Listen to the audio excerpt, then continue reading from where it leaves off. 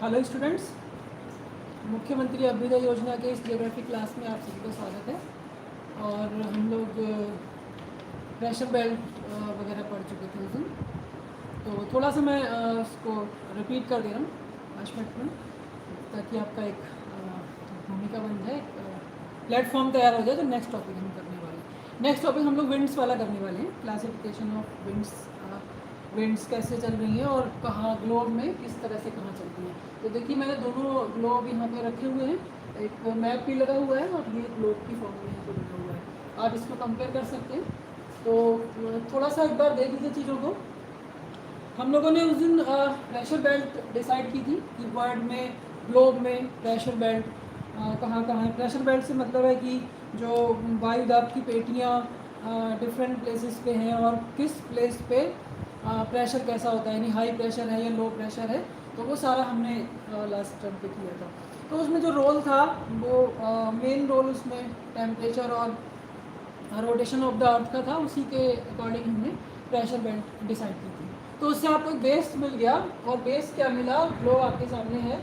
और इसमें हम लोग जानते ही हैं कि इक्वेटर है, ट्रॉपिक ऑफ कैंसर है, कैप्रिकॉर्न है, आर्कटिक सर्किल है, एंटार्कटिक सर्किल है, और आपका ये नॉर्थ पोलर साउथ पोलर। ठीक है। तो सारी चीज़ें जो है ग्लोब पे, जो भी हम लोग डिटरमाइन करते हैं, जो भी चीज़ों का निर्धारण करते हैं, या कह सकते हो आप वितरण कोई भी वितरण की बात करें, यानी डिस्ट्रीब्यूशन पढ़ रहे हैं किसी चीज़ का या एक्सपेंशन पढ़ रहे हैं किसी चीज़ का, तो ये जो रेखाएं, सर्किल हैं, ये हमारे लिए बहुत इंपॉर्टेंट रोल प्ले करते हैं। क्योंकि ये बेस है, इनसे हमें एक आइडिया लग जाता है कि जो सन रेज हैं या जो पार्ट है उस पर टेम्परेचर कैसा होगा। पार्ट से मतलब कि इक्वेटर से कैंसर और कैप्रिकॉर्न के बीच का पार्ट, कैंसर से आर्कटिक सर्किल और कैप्रिकॉर्न से अंटार्कटिक सर्किल, और आर्कटिक सर्किल से नॉर्थ पोल और अंटार्कटिक सर्किल से साउथ पोल। तो इनके बीच में रीजन आ गए, डिफरेंट रीजन आ गए, जिनको आपने टेम्परेचर में जब पढ़ा था, तो टेम्परेचर में आपने पढ़ा था उसको equatorial region, inter tropical region, tropical region, सब ट्रॉपिकल रीजन, इस टाइप से नाम पढ़ा था। तो टेम्परेचर की विशेषता के अकॉर्डिंग हमने वहाँ पर उनको नाम दिए थे। तो अब इस यहाँ जो हमने प्रेशर बेल्ट डिसाइड किए, वहाँ पर हमने देखा कि जो टेम्परेचर है उसका क्या इम्पैक्ट होता है या क्या इफेक्ट डालता है वो प्रेशर बेल्ट को का निर्धारण करने में। और दूसरा जो पार्ट है वो रोटेशन होता है। तो उसमें हमने कई सारी चीज़ें, कोरियोलिस फोर्स और फेरेल्स लॉ, बॉयज-बेलेट लॉ, ये सब चीज़ें पढ़ी थी। तो वो चीज़ें आपको हमेशा याद रखनी है कि हमें जब विंड्स का एयर सर्कुलेशन हो रहा है, तो वो जो फोर्सेस या जो लॉज हमने पढ़े थे वो किस तरह से अप्लाई हो रहे हैं। तो यहाँ आप एक बार देख लीजिए कि जो प्रेशर बेल्ट हम लोगों ने बनाई थी, तो इसको हमने बनाया था इक्वेटोरियल लो प्रेशर बेल्ट। ठीक है, इक्वेटोरियल लो प्रेशर बेल्ट। अब देखिए, बहुत से बच्चे चीज़ों को रटते हैं, लेकिन आपको रटना नहीं, समझना है। आप देखिए इस तरह से समझिए, इक्वेटोरियल या भूमध्य रेखीय। तो इक्वेटोरियल कहा या भूमध्य रेखीय कहा, इसका मतलब क्या है कि भूमध्य रेखा से कोई संबंध होगा उसका। तो क्या है, ये भूमध्य रेखा के दोनों तरफ 5 डिग्री उत्तर और 5 डिग्री दक्षिण तक इसका विस्तार रहता है।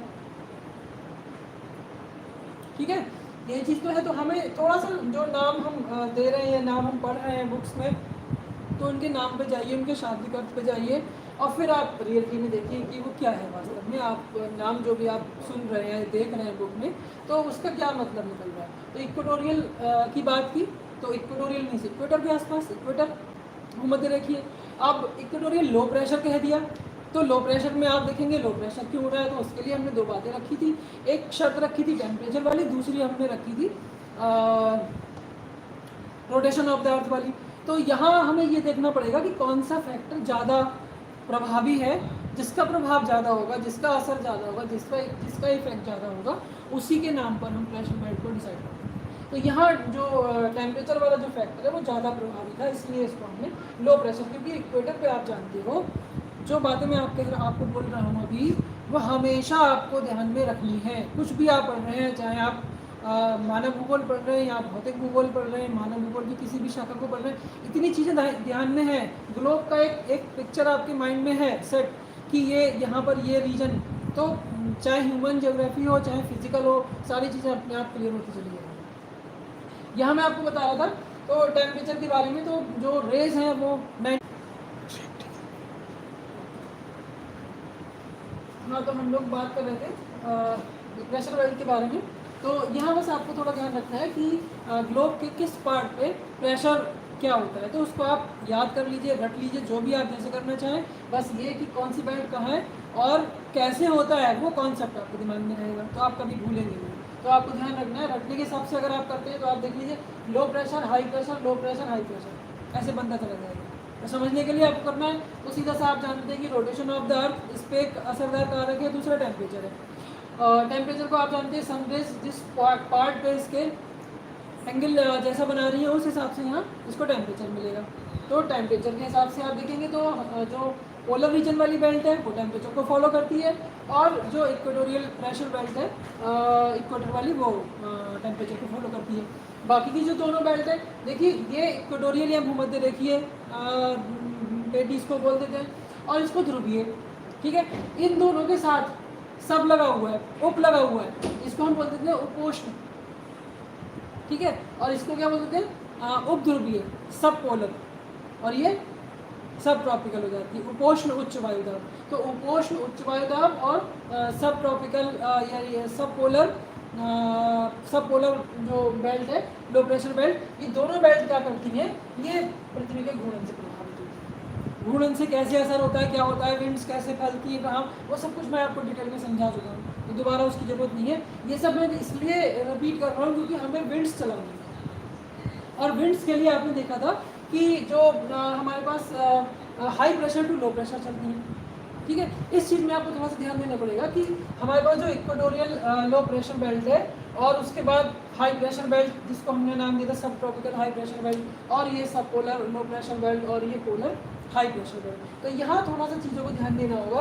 ग्लोब का अगर एक ये कॉन्सेप्ट या ये फिगर हमारे माइंड में है तो फिर हम उसको सॉल्व कर लेंगे प्रॉब्लम को। अब देखिए ये पूरा जो ग्लोब है इसको आप इस मैप पे यहाँ अप्लाई करिए, वर्ड मैप पे, इस फिगर के साथ। फिगर में आप देखेंगे कि 5 to 5 यानी 0 डिग्री से 5 डिग्री उत्तर और 0 डिग्री से 5 डिग्री दक्षिण तक का जो भाग आ रहा है वो ग्लोब में कहाँ आएगा, और उस पार्ट में कौन कौन सी कंट्री है, कौन कौन सी लैंड मास है, कौन कौन सी वाटर बॉडीज है, ठीक है। इसी टाइप से आप इसका देखेंगे सब ट्रॉपिकल का, फिर सब पोलर का और पोलर का। तो सारा जो यहाँ पर वर्ल्ड का जो रीजन या कंट्री, पहले रीजन कहेंगे फिर कंट्री कहेंगे। तो रीजन आपको पता चला भाई इतना यूरोप या यूरेशिया का इतना पार्ट आ रहा है, रीजन आ गया, उसमें आप देखेंगे कौन कौन से कंट्री आ रहा है, तो कंट्री आपको इस तरह क्लियर हो जाएगा। तो यहाँ से आपको ये चीज़ क्लियर हो जाएगी, जैसे आपने टेम्परेचर में किया था कि उसमें आपने इक्वेटोरियल रीजन बनाया था, फिर आपने इंटर ट्रॉपिकल बनाया था, फिर ट्रॉपिकल बनाया था, फिर सब ट्रॉपिकल। तो वहाँ पे चीज़ें आप देख रहे थे कि इक्वेटोरियल में कौन से पार्ट आ रहे हैं, इंटर ट्रॉपिकल में कौन से पार्ट आ रहे हैं, उसके अलावा ट्रॉपिकल में कौन से पार्ट आ रहे हैं, सब ट्रॉपिकल में। अब वहाँ पे टेम्परेचर की आपने कैरेक्टरिस्टिक्स देख ली, यहाँ आपने प्रेशर की देख ली, तो आपको पर्टिकुलर ये पता चल गया कि वर्ल्ड में किस रीजन में, किस कंट्री में भी अगर आप और डीप जा सकते हैं तो आप उसकी स्टेट्स देख लीजिए।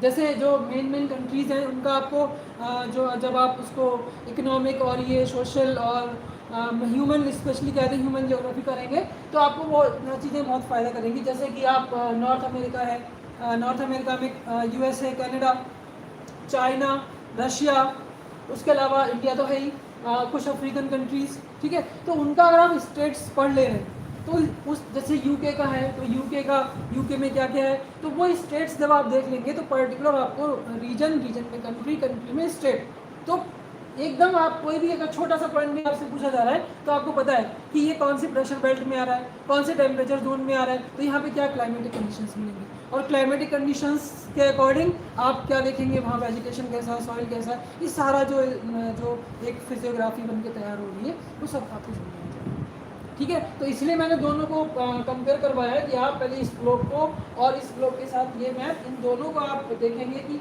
कौन सी प्रेशर बेल्ट, इनका सबका मैंने वो लिखा था लास्ट टर्म में कि किस अक्षांश, कौन से अक्षांशीय विस्तार में इनका ये है सब फैलाव, उसी तरह से आपको देखना है, ठीक है। तो अब हमारा जो टॉपिक है वो विंड्स का क्लासिफिकेशन करना है। तो विंड्स के लिए आपको मैंने बताया था, विंड्स में आप क्या करेंगे, जो विंड्स क्या करता है, हवाएं क्या करती हैं। तो देखिए रटने के बजाय आप उस चीज़ को कॉन्सेप्ट समझिए।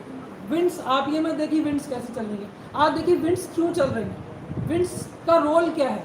तो अभी आप देखिए कि जो हमने यहाँ पर प्रेशर बेल्ट पढ़ी है, या आप कह सकते हो कि वायु दाब का वितरण पढ़ा है, डिस्ट्रीब्यूशन ऑफ प्रेशर, कहाँ, ग्लोब। तो आप देखिए इस ग्लोब पे हमने प्रेशर का जो डिस्ट्रीब्यूशन पढ़ा है, उस डिस्ट्रीब्यूशन में आपने देखा कि कहीं हाई प्रेशर आ रहा है, कहीं लो प्रेशर आ रहा है, कहीं हाई कहीं लो।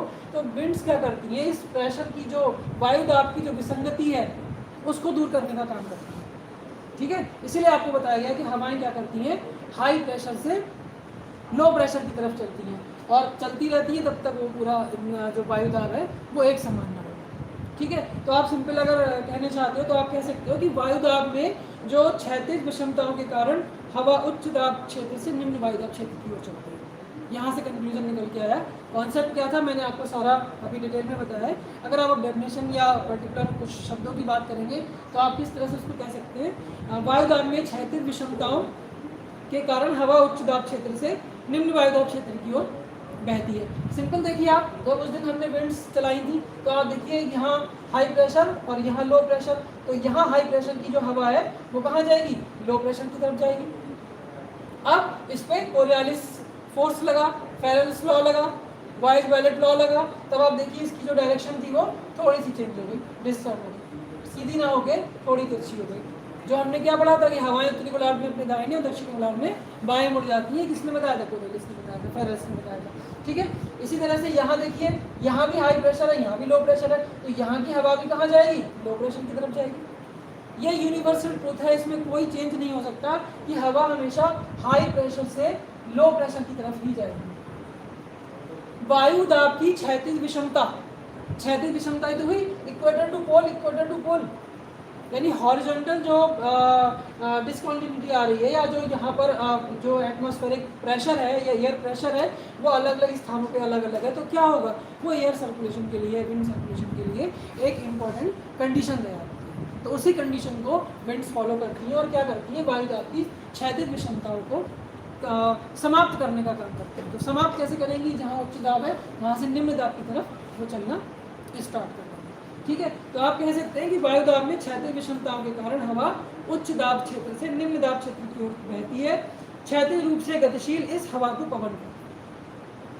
ठीक है, क्षैतिज रूप से गतिशील इस हवा को पवन कहते हैं। कोई सी हवा, अभी हमने हवा की बात नहीं करी, उसका स्पेशलाइजेशन नहीं किया, अभी सिर्फ हम नॉर्मल बात कर रहे हैं कि अगर कहीं लो प्रेशर और हाई प्रेशर दिखाई दे रहा है तो हाई टू लो प्रेशर एक घटना होगी और उसमें विंड्स क्या होंगी, मतलब हवा उस हाई प्रेशर से लो प्रेशर की तरफ बढ़ना स्टार्ट करेगी। तो यहाँ क्या होगा, ये सारी जो हाई टू लो चल रही है वो सब क्या होंगी, विंड्स होंगी। यानी क्या डेफिनेशन निकल के आई, क्षैतिज रूप से गतिशील इस हवा को पवन कहते हैं।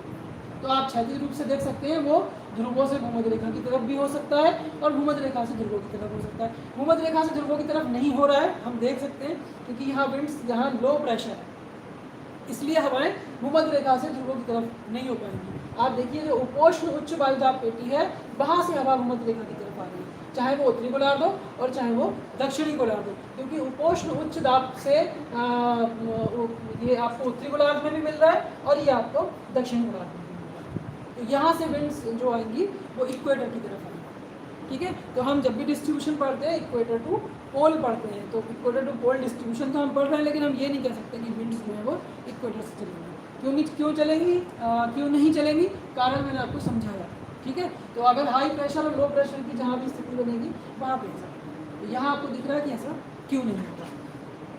तो अब हम इनका क्लासिफिकेशन कर लेते हैं। इसको तो नहीं हटाना है, बना रहने की भी जरूरत नहीं, इसको हटाना।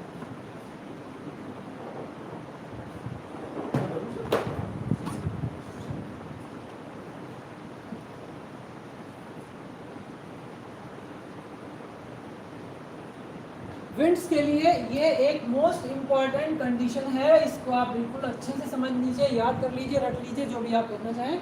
ये कभी चेंज नहीं हो सकता, विंड्स ऐसे नहीं हो सकती, कभी नहीं हो सकती। ठीक है, ये हमेशा रहेगा।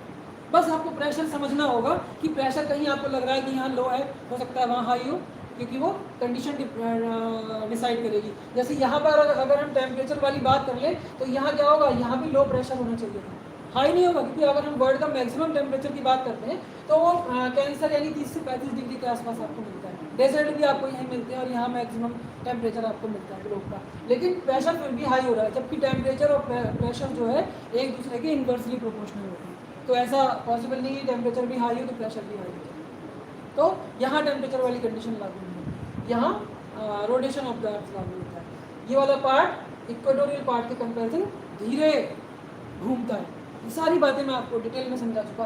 अब आप यहाँ पे जब विंड्स का क्लासिफिकेशन करेंगे तो आप लिख दीजिए क्लासिफिकेशन ऑफ विंड्स, और आप एक फ्लो चार्ट यहाँ फ्लो चार्ट बना लेंगे।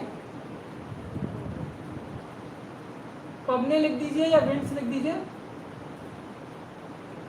ठीक है, पबने लिख दीजिए। अब आप देखिए, आप खुद इसको कर सकते हैं। यहाँ एक तो हवाएं हैं जो सब ट्रॉपिकल हाई प्रेशर बेल्ट है वहाँ से इक्वेटर की तरफ आ रही हैं, और एक हवाएं हैं सब ट्रॉपिकल हाई प्रेशर बेल्ट से जो सब polar high low pressure belt है इसकी तरफ जा रही। बहुत ध्यान से इस चीज़ को समझ लीजिए, बहुत ज़्यादा ध्यान से, बिल्कुल ये कैलकुलेट करने वाला सिस्टम है। जरा सा भी ध्यान आपका इधर उधर हुआ तो ये दिमाग से निकल जाएगी। बिल्कुल इसको आप मैथमेटिकल यहाँ पे सॉल्व कर रहे हैं, ठीक है। आपको ध्यान क्या देना है, ये लो प्रेशर है इक्वेटर पर, ये सब ट्रॉपिकल रीजन में हाई प्रेशर है, और ये सब पोलर रीजन में लो प्रेशर है। आपको जो एरो लगा के मैंने बताया था वो देखिए एरो, ये हाई प्रेशर से लो प्रेशर की तरफ हवा जा रही है, सारी कंडीशन फॉलो हो रही है, उत्तरी गोलार्ध में अपने दाहिने मुड़ रही है, सब कुछ चल रहा है ठीक। अब देखिए यहाँ से कुछ हवाएं यहाँ जा रही हैं इक्वेटर की तरफ। ये कौन सा रीजन हुआ, यानी आप इसको 30 मान सकते हैं, तो 30 से आप इक्वेटर की तरफ 0 डिग्री आप इसको कह सकते हैं। होल ईयर चल रही है लगभग परमानेंट, यहाँ से यहाँ देखिए ये भी, और यहाँ से यहाँ जो ध्रुवीय क्षेत्र हैं उनसे भी हवाएं उच्च दाब के कारण क्या हो रहा है, उप ध्रुवीय निम्न दाब की तरफ बढ़ रही है। ये वाला जो हमारे पास लो प्रेशर है, ठीक है। तो अब इस हिसाब से हम इनको कैटेगराइज करेंगे। कैसे कैटेगराइज करेंगे, जो वर्ष भर चल रही है, एक दिशा में चल रही है, सीधी चल रही है, या कोरियलिस नियम और फेरेल्स के नियम को फॉलो कर रही हैं, उनको आप देख सकते हैं, इनको हम परमानेंट विंड्स कहते हैं। जो ये वाली हवाएं हैं उच्च दाब से यहाँ निम्न दाब की तरफ चल रही हैं, इनको हम क्या कह देते हैं, या आप सीधा अभी इसको रहने दीजिए, आप ऐसे समझ लीजिए कि इनको हम 3 कैटेगरी में डिवाइड करेंगे। कौन सी पवनें, परमानेंट विंड्स या स्थायी पवन, ठीक है। परमानेंट विंड्स या स्थायी पवन आप यहाँ पे लिख सकते हैं। परमानेंट विंड्स,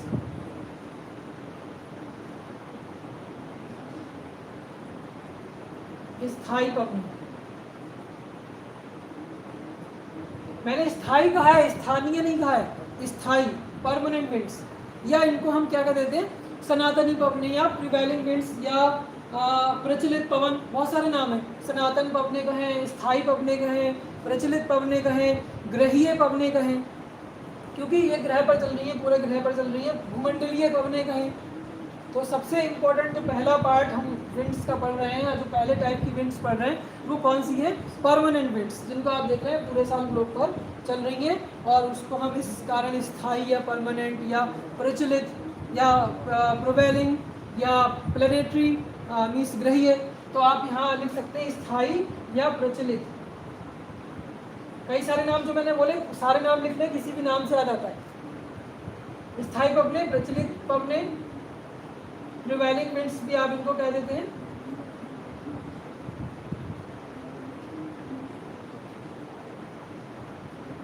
ठीक है, ये वर्ष भर क्या है, एक ही दिशा में चलती रहती हैं, और आप देख रहे हैं कहाँ चल रही हैं, उपोष्ण कटिबंधीय उच्च दाब से निम्न दाब की ओर। कुछ पवनें होती हैं जो मौसम के अनुसार परिवर्तित हो जाती हैं, बदल जाती हैं, उनको हम मौसमी या सीजनल विंड्स कर देते हैं, या सामयिक पवनें कहते हैं। आप लिख सकते हो नंबर 2 सीजनल या मौसमी, सीजनल विंड्स।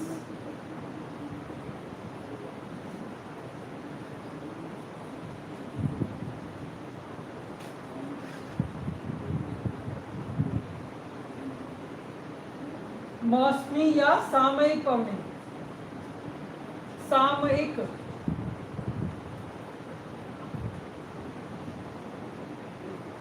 ठीक है, पहली कौन सी बताइए आपको, स्थायी या परमानेंट, या प्रिवेलिंग या प्लेनेटरी, या ग्रहीय या प्रचलित, ये सारा। दूसरा मौसमी या सामयिक, और तीसरा स्थानीय या लोकल विंड्स।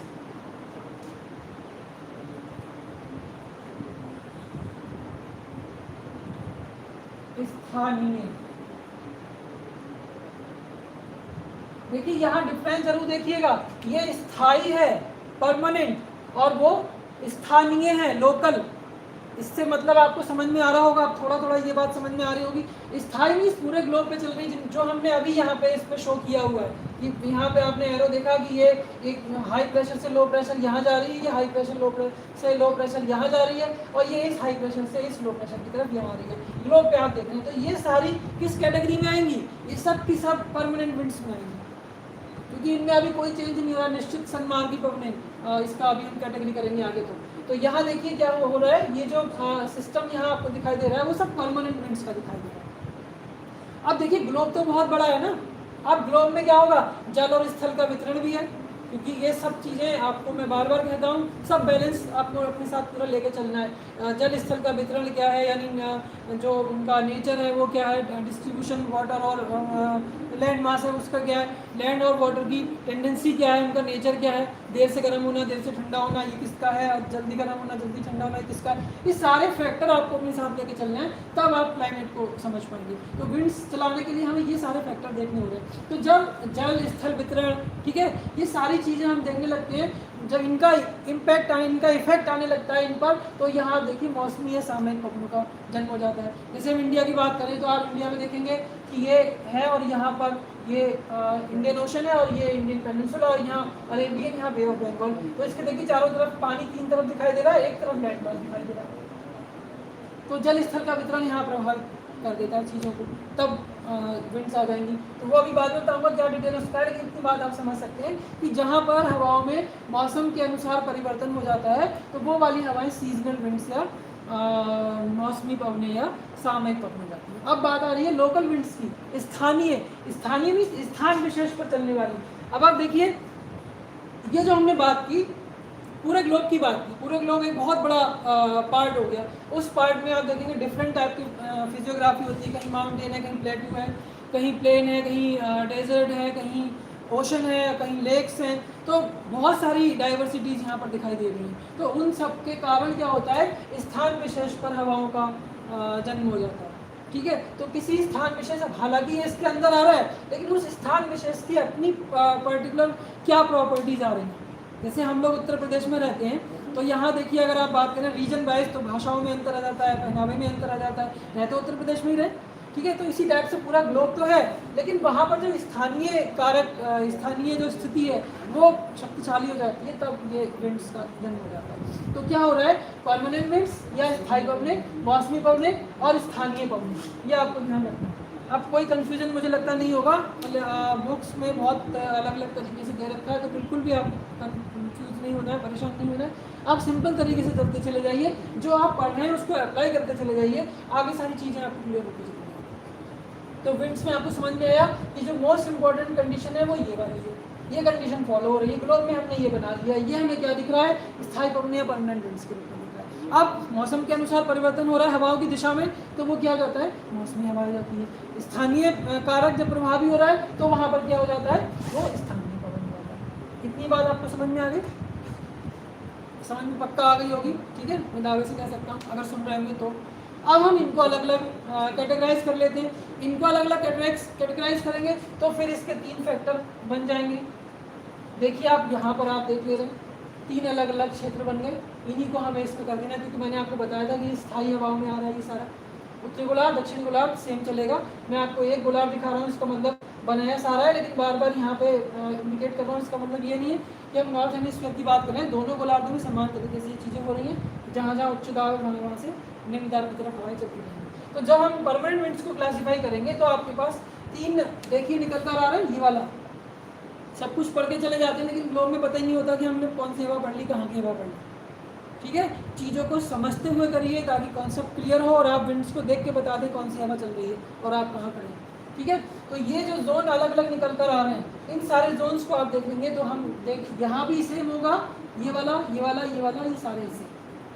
ठीक है। यहाँ आप देखिए स्थायी पवनों की जब हम बात करेंगे तो 3 कैटेगरी हमारे पास निकल कर आती हैं, सन्मार्गी, पछुआ और ध्रुवीय। ठीक है। इसको ट्रेड विंड्स कह देते हैं, ट्रेड विंड्स। और ये पछुआ यानी वेस्टर्लीज, और ये पोलर, ध्रुवीय और ये पछुआ। ठीक है। और इनको हम कह देते हैं व्यापारिक या सन्मार्गी, व्यापारिक या सन्मार्गी, ट्रेड विंड्स। ठीक है। तो ये वाला पार्ट आपने देखा, ट्रेड विंड्स, वेस्टर्ली विंड्स और पोलर विंड्स। समझ में आ रहा है ना अच्छे से? ठीक है। तो स्थायी पवनें या परमानेंट विंड्स, उनको हमने क्लासिफाई किया तो 3 निकल के आए, तीनों आपको सामने दिखाई दे रहे हैं, ये पार्ट और ये पार्ट। यहाँ ट्रेड विंड्स निकल के आई, इस पार्ट में वेस्टर्ली विंड्स निकल कर आई, और इस पार्ट में पोलर विंड्स निकल के आई।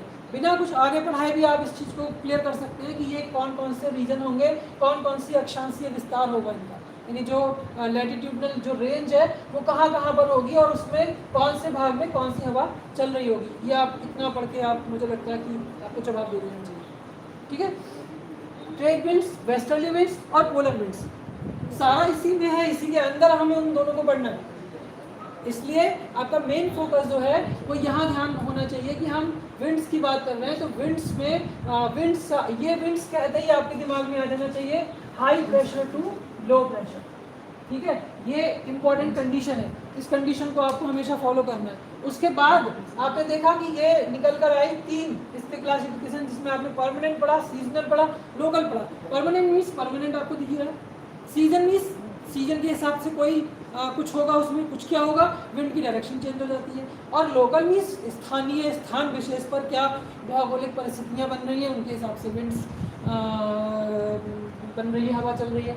अब हमने इनको जब क्लासीफाई किया तो हमें अलग अलग जोन मिल गए, जिनमें आपने ट्रेड विंड्स, वेस्टर्लीज और पोलर विंड्स। यहाँ तक मुझे लगता है किसी भी स्टूडेंट को कोई प्रॉब्लम नहीं हो रही होगी, अगर किसी को हो रही है तो वो ध्यान से नहीं सुन पाए। ठीक है। अब हम बात कर लेते हैं मौसमी हवाओं की। तो मौसमी हवाओं के हिसाब से हम अगर बात करेंगे तो सबसे पहला मानसून। ठीक है।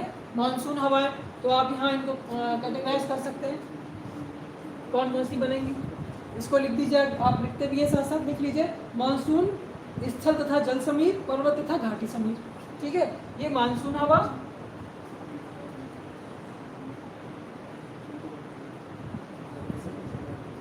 स्थल तथा जल समीर, यानी लैंड एंड सी ब्रीज। और यहाँ पर तीसरा माउंटेन और वैली ब्रीज।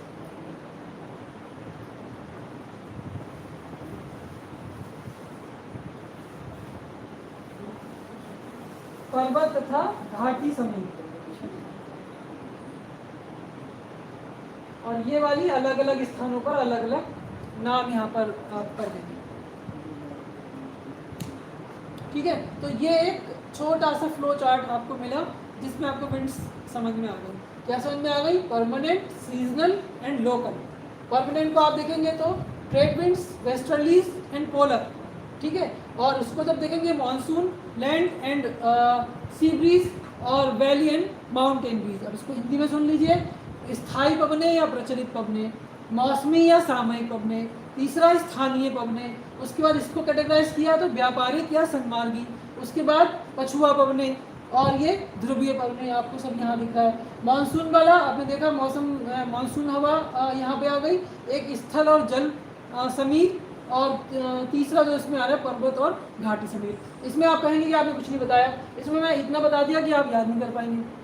ये विश्व के अलग अलग स्थानों पर, यानी ग्लोब में अगर आप देखेंगे, मैप को देखेंगे तो मैप में आप देखेंगे जितना भी आपको ये सारी फिजियोग्राफी पूरा मैप दिखाई दे रहा है, उस मैप पर अलग अलग स्थानों पर चलने वाली डिफरेंट हवाएं, आपको बहुत सारी हवाएं मिलेंगी जिनको हम क्या कह देते हैं, लोकल विंड्स कह देते हैं। क्या क्या है, अभी मैं आपको नाम उनके बता दूंगा। वो आपको उनका स्थान और उनका नाम और उनका नेचर मीन्स वो गर्म है या ठंडी है, ये याद करना होगा। और ये बहुत ज़्यादा आपसे एग्जाम में पूछा जाता है, वो बन जाता है सीधा सीधा फैक्ट पे, और ये बन जाता है कॉन्सेप्ट पे। तो यहाँ आपको ध्यान रखना है, वो लोकल विंड्स के नेम आपसे बहुत पूछे जाते हैं। तो अब आप देख लीजिए, इनको हम थोड़ा थोड़ा अगर डिफाइन कर देते हैं तो क्या बनेगा। जैसे हम यहाँ से बात कर लेते हैं, यहीं से कर लेते हैं, परमानेंट या स्थायी की। तो जिस दिशा में हवाएं प्राय वर्ष भर चला करती हैं इन्हें स्थायी या प्रिवेलिंग या प्रचलित पवने कह देते हैं।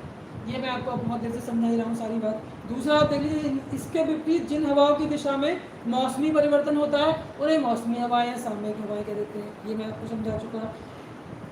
स्थायी हवा और अस्थायी हवा अनिश्चित। ऐसे भी इनको हम कह सकते हैं निष्कर्ष कि ये वाली जो हवाएं हैं वो कैसी हैं, स्थायी, और ये वाली हवाएं अस्थायी।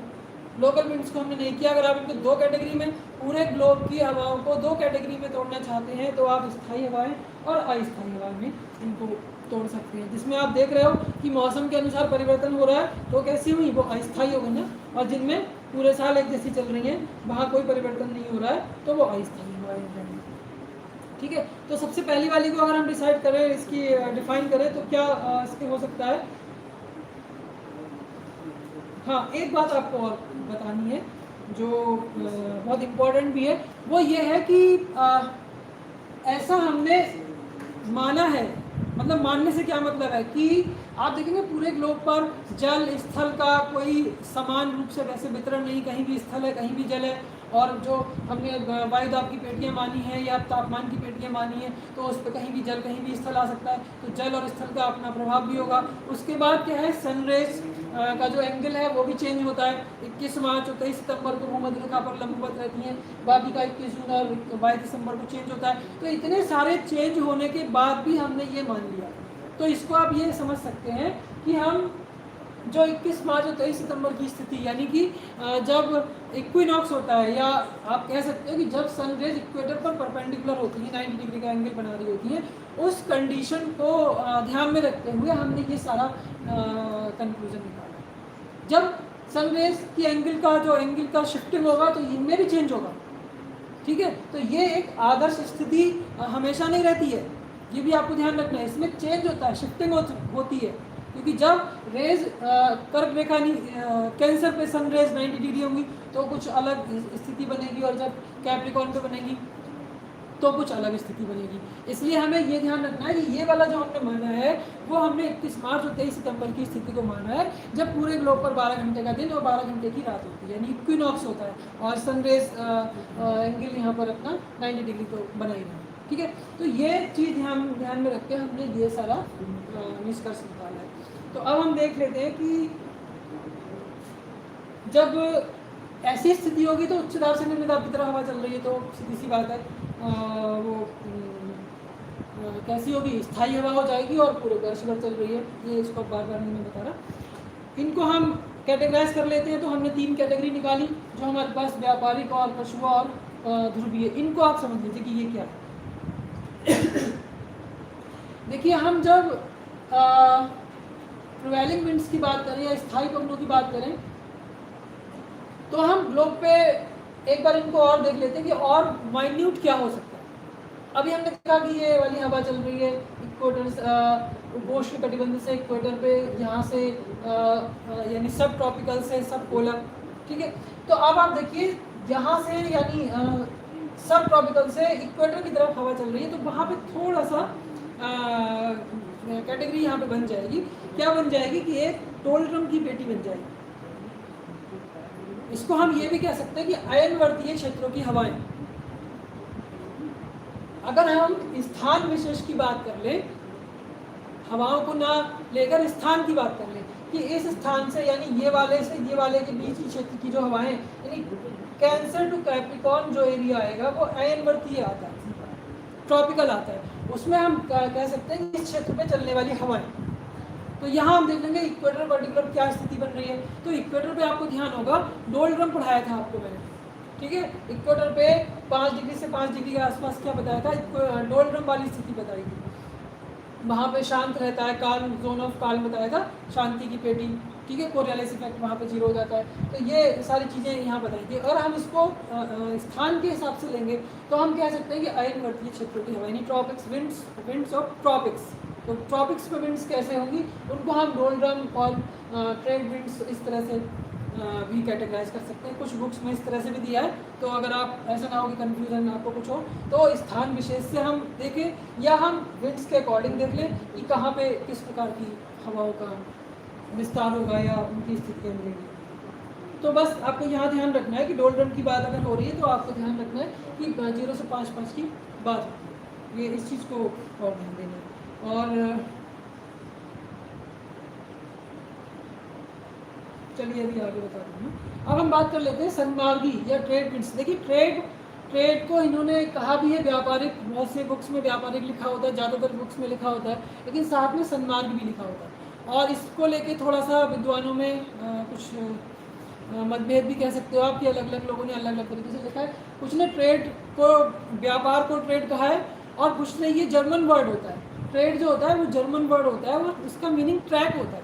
ट्रैक हम लोग कहते हैं ट्रैकिंग करने गए, ट्रैक पे चल रहे हैं, फिक्स ट्रैक पे चल रहे हैं, पाथ हो गया, रास्ता हो गया, ट्रैक मीन्स पाथ हो गया, रास्ता हो गया। तो ये वाली हवाएं क्या है, निश्चित मार्ग पर चलती हैं। एक निश्चित मार्ग पर चलने के कारण इनको सन्मार्गी पवनी या ट्रैक विंड्स भी कहते हैं, सन्मार्गी, ठीक है, ट्रैक विंड्स। तो आप इनको दोनों तरीके से याद कर लेंगे। दूसरा क्या है, जो आपको मैंने उस दिन बताया था कि हॉर्स लैटिट्यूड अक्षांश वाली बात बताई थी, जो पालदार जहाज चलते थे प्राचीन काल में, तो उनसे व्यापार होता था। तो यहाँ वाले जो पार्ट होते, ये वाला जो भाग होता था, यहाँ पर जहाज़ों को चलने में बड़ी आसानी रहती थी इन हवाओं के कारण, यानी व्यापार करने में सुविधा मिलती थी, इसलिए इन हवाओं को व्यापारिक हवाएं कहा जाने लगा। तो आप दोनों तरीके से इनको देखेंगे, आप ट्रेड विंड्स वाला भी अपना ध्यान में रखेंगे कॉन्सेप्ट, और आप ट्रैक विंड्स, मैं इसको ट्रैक वाला मुझे अच्छा लगता है क्योंकि हम इसको मैथमेटिकल सॉल्व कर सकते हैं। आप देख सकते हैं कि यहाँ हाई प्रेशर है या लो प्रेशर है, और विंड्स का एक फिक्स पाथ है, एक फिक्स ट्रैक है, उस ट्रैक पे हवा हमेशा पूरे साल जा रही है। तो वो जो हमें दिख रहा है उसको हम प्रूव कर सकते हैं, वो हमें, मैं पर्सनल अपना ओपिनियन दे रहा हूँ कि मुझे सन्मार्गी या ट्रैक विंड्स कहना ज़्यादा पसंद है। हालांकि ये ट्रेड भी सही है, इसमें कोई गलत नहीं है, और व्यापारिक जो आपको अच्छा लगे, आपको ध्यान रखना है मोस्टली इसके लिए व्यापारिक शब्द इस्तेमाल होता है। तो ट्रेड क्या है और सन्मार्गी क्या है, ये चीज़ मैं आपको क्लियर कर दी। तो आप समझ सकते हैं, उपोष्ण उच्च वायुदाब कटिबंधों से भूमध्य रेखीय निम्न वायुदाब की ओर चलने वाली पवनों को, जो एक निश्चित मार्ग में चलने के कारण सन्मार्गी पवनी कहलाती है। उपोष्ण कटिबंधीय उच्च वायुदाब से भूमध्य रेखीय निम्न वायुदाब की ओर चलने वाली हवाएं, यही वाली हवाएं तो हैं, ठीक है। तो यहाँ आप देख लेंगे कि इनको हम क्या कहते हैं, इस वाली हवाओं को, इस रीजन की हवाओं को क्या कहते हैं, व्यापारिक हवाएं कह देते हैं या सन्मार्गी हवाएं कह देते हैं। ट्रेड का मैंने आपको बता दिया, जर्मन वर्ड होता है, जर्मन वर्ड पालदार जहाज़ों को चलाने में। अब इनका थोड़ा सा, इनकी और विशेषताएं देख लीजिए, क्या होता है, क्या ये हमारे साथ क्या ये इनका रोल क्या प्ले करती हैं। देखिए, इन पवनों को उत्तरी गोलार्ध में उत्तर से दक्षिण तथा दक्षिणी गोलार्ध में दक्षिण से उत्तर दिशा में जाना चाहिए। इन पवनों को उत्तरी गोलार्ध में उत्तर से दक्षिण, उत्तरी गोलार्ध में उत्तर से दक्षिण। देखिए, हमेशा विंड्स या कोई भी चीज़ पढ़ने के लिए दिशा अगर करनी है तो ज़रूर आपको ये करना पड़ेगा, एक चौराहा बना लीजिए, और नॉर्थ साउथ ईस्ट वेस्ट आपको पता है कौन कैसे डिसाइड किया जाता है।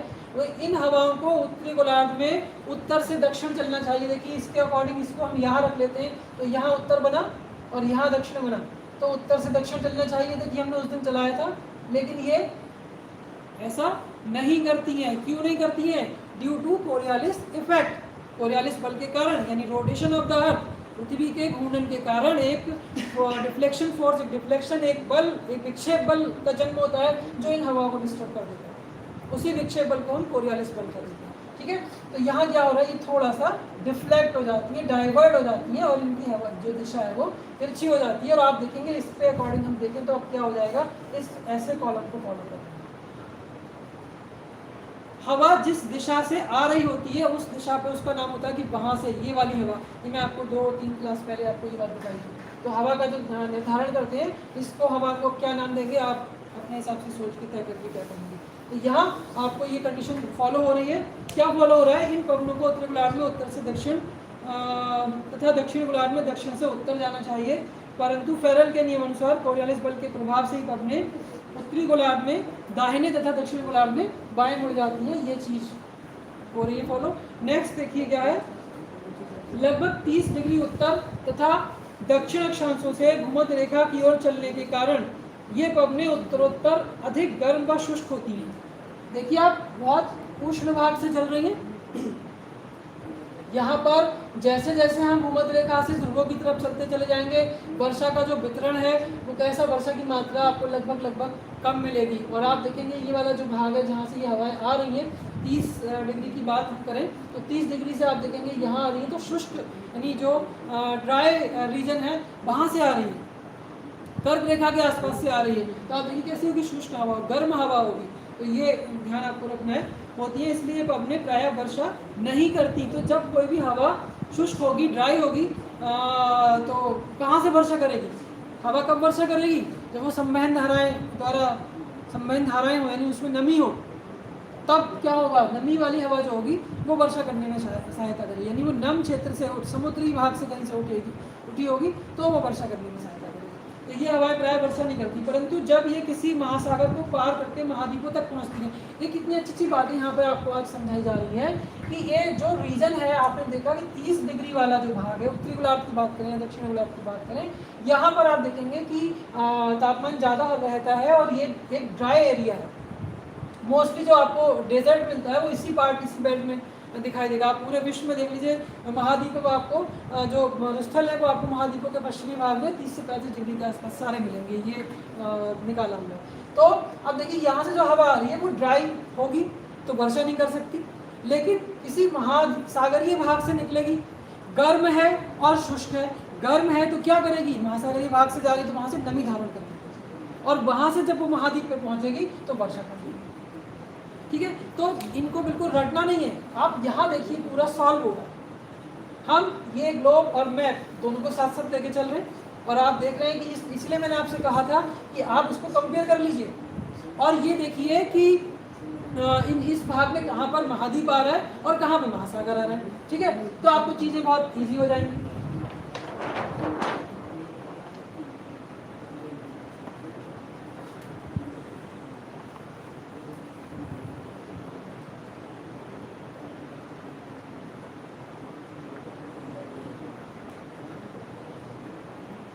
ठीक है, अब आप देख सकते हैं यहाँ पे कि किस भाग में क्या स्थिति बन रही है। तो देखिए, परंतु जब ये किसी महासागर को पार करके महाद्वीपों तक पहुँचती है तो क्या करती हैं, वर्षा कर देंगी।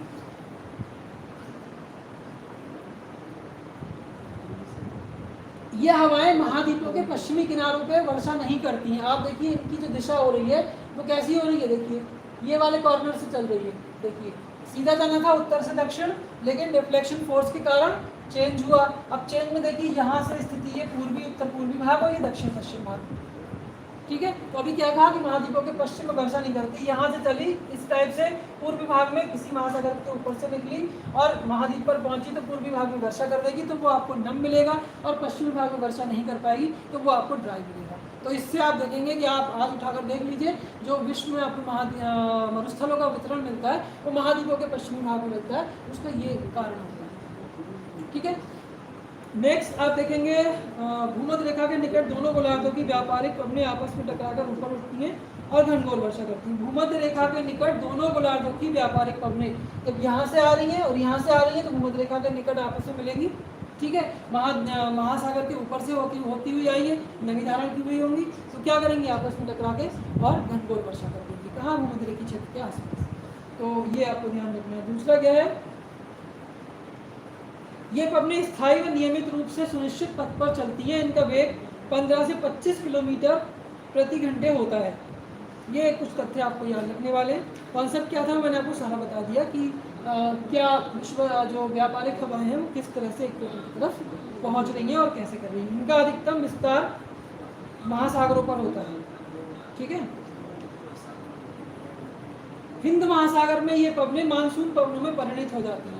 अब आप देखिए हिंद महासागर की अगर हम बात करें, स्पेशली आप देखिए ये हिंद महासागर का क्षेत्र पड़ता है जिसमें इक्वेटर की बात करें तो ये इक्वेटर होगा। मुझे लगता है सब बच्चों को दिखाई दे रहा होगा। और आप देखिए ये कर्क रेखा वाला क्षेत्र हो गया, जो हम इसको कैंसर उपोष्ण वाला, और यहाँ उपोष्ण वाला। देखिए ये स्थिति बन रही है और यहाँ से हवाएं ऐसे, ये और यहाँ से ऐसे करेंगे। ठीक है, यहाँ पर क्या कहा कि यहाँ पर ये मानसून हवाओं में परिणित हो जाती है। आपने देखा कि भारत में जो वर्षा होती है वो कौन सी वर्षा होती है? मानसून वर्षा होती है।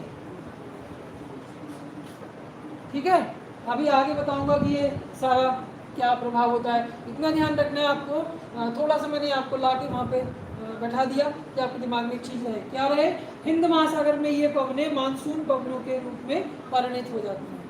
ठीक है, तो कैसे अब अगली हवा को जन्म दे रही है ये मानसून हवा को, क्योंकि वहाँ पर जो सिस्टम होता है वो चेंज हो जाता है। मानसून या मानसून कौन सी हवा हो गई? सामयिक या सीजनल, इसमें मौसम के अनुसार परिवर्तन होता है। ठीक है, तो यहीं से जन्म हो रहा है ना, परमानेंट विंड से ही सीजनल विंड्स जन्म ले रही है। ये चीज़ को ध्यान रखिएगा, यहाँ कोई कंफ्यूजन नहीं होना चाहिए। परमानेंट विंड्स, उसके बाद सीजनल, और वहीं बीच में लोकल विंड्स। ठीक है, तो नेक्स्ट देखिए इसमें अगला जो पॉइंट आता है वो हमारा आता है वेस्टर्लीज, पछुआ हवाएं। पछुआ हवाएं ये वाले क्षेत्र में चलेंगी। वेस्टर्लीज ये ट्रेड्स या ट्रैक विंड्स या व्यापारिक या सन्मार्गी, और ये वाला पार्ट हम इसकी बात क्या करेंगे? Westerly winds. वेस्टर्ली देखिए इनकी दिशा देख लीजिए आप, इनकी दिशा कैसी हो रही है। आप देखिए ये यहाँ से उठा के मैं इसको यहाँ रख दूँ तो ये वाला ऐसे बन जाएगा। तो देखिए साउथ वेस्ट, यहाँ से चली और इधर जा रही है, वेस्टर्लीज। हर चीज़ को बहुत ध्यान से आपको समझना है और अपनी चीज़ों को याद करना है। इसको देख लीजिए क्या है, उपोष्ण उच्च वायुदाब की मेखला से उपध्रुवीय निम्न वायुदाब की मेखला। इतना कठिन हिंदी से डरने की जरूरत नहीं है। आप देखेंगे उपोष्ण उच्च वायुदाब यानी सब ट्रॉपिकल हाई प्रेशर बेल्ट, यही वाली तो है 30 से 35 वाली, और ये 60 से 65 वाली।